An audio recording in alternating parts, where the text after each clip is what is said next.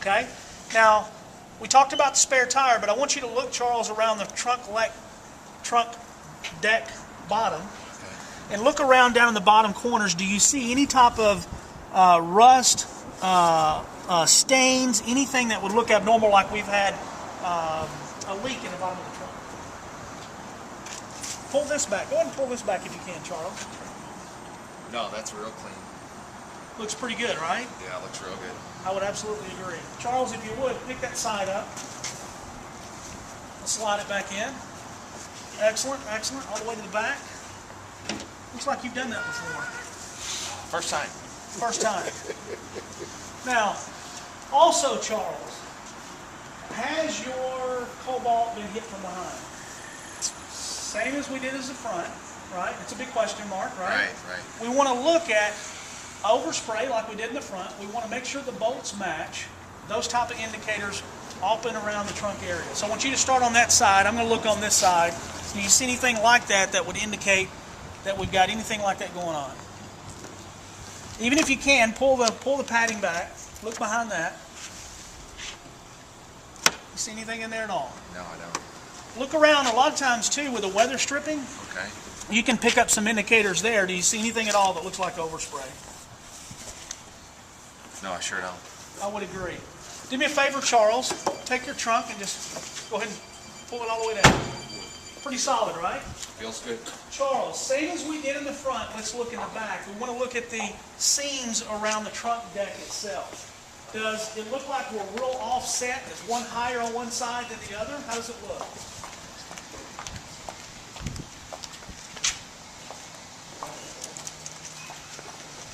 Looks pretty even. It's pretty even, right? Yeah.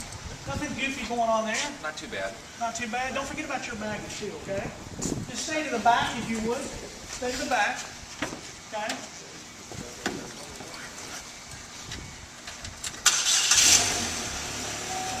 Alright? Now, Charles, what we're looking for, you can see your exhaust there, right? Now we may have a little condensation or a little steam coming out there, if you will. It's kind of cold out as the engine gets warmer, okay? But what I'm going to do is I'm going to set inside the Cobalt and I'm going to give it some gas. And I want you to watch the type of exhaust that it expels. Okay. And what we want to look for and educate the customer, if we have blue smoke, we have white smoke, we have black smoke, could be all indicators of having an engine problem, right? Something going on with the engine. So we want to check that, air fuel mixture or whatever. So I'm going to step inside, give it a few revs, and you tell me what you see when I come back, okay? Are you ready? I'm ready. Go ahead and stick your mouth on that.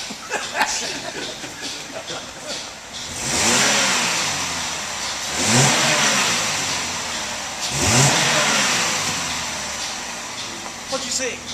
Just a little bit of condensation coming out. Right, we'll get a condensation. Right. So far it looks like we're okay, right? So far. So far. Do you have $1, $5, $10? Check it in the garage, the door closed. Gelato?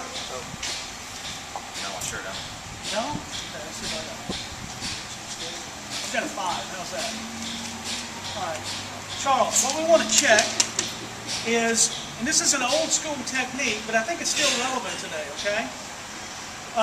Now you may be saying it's a 2009 model, it has 23,000 miles on it. Surely this is not going to be an issue.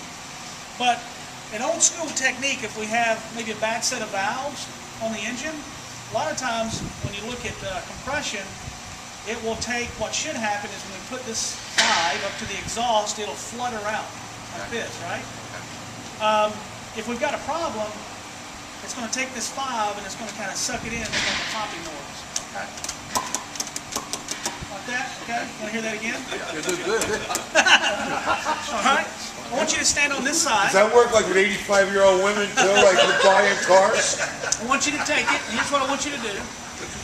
Just hold it like this is the exhaust. Just kind of hold it like this up to the exhaust, and tell me what you find. What does it do? Is it fluttering out or popping in? It's going out, fluttering out. It's going out. Exactly. Not keeping the 5. All right? Now, so far, what do we know about your Cobalt? Seems pretty mechanically sound. Probably Right. hasn't been in an accident. Right? Pretty Low low miles? miles, yeah. Pretty clean car so far, right? Pretty clean car. Right. Now, here's another thing I want to show you on your Cobalt. Still have your magnet, Charles? Yeah, I sure do. Okay. Remember, don't forget to do that on metal surface. I want you to touch it. Anywhere you feel froggy, let's keep checking for filler of any kind, okay? Excellent. Don't get carried away with it, though. Okay. Now, has your Cobalt been impacted from the side? Again, some good indicators. We can check around the door sills themselves for any type of overspray that could be going on, right? Okay. And around this area, around the door panel itself, I want you to get there and kind of look around the doors and tell me what you see. Do you see any type of overspray, anything goofy going on? Pull that seal back. What do you see in there? Anything happening? No. Good shape? Looks good. All right, Charles, check around the door itself, especially down in here in the corners of the crack. Do you see anything in overspray? Nothing goofy going on? No, I sure don't. Excellent. I would agree. Now, Charles, here's what I want to do. I'm going to set you in the passenger side, okay? And when you sit down, there's a couple of things I want you to notice. I want you to notice it's clean, it smells good. I want you to look at the fabric itself. I want you to look at the carpet. I want you to look all around the cockpit area and see if there's anything goofy going on, if there's any cigarette stains, you know, stuff like that. If the carpet's really worn on the bottom, all that, okay? Okay. Well, make yourself comfortable. Excellent. How comfortable is that? How's the smell? Smells good, like coconuts. We're coconut people. Yeah. Hey, tell me about the seating. What do you see on the seating itself? Any cigarette burns? Looks like nobody sat in it before. Yeah, it's real clean, right? Yeah. Now, we do put it through a cleaning process. We clean the carpet to make sure the car is immaculate before you take delivery again. But definitely, as it sits out on the lot too, we put it through a cleaning process. All right. In the center console, everything looks clean? Yeah, sure does. Yeah, pretty nice, huh? Take your seatbelt, lock yourself in over there if you would. Okay. Excellent. Charles, what I'm going to do is come around the driver's side, and I want to point out to you some interior features on your Cobalt, like does the air blow cold, even though it's cold out? Does the heat blow? Does the radio work? Do all the controls work? We need to know that stuff, right? Right. Let's go ahead and shift a little bit with the reverse neutral drive. Do we have any clatter, any clicking in the transmission? Okay? You're right over. All right. So,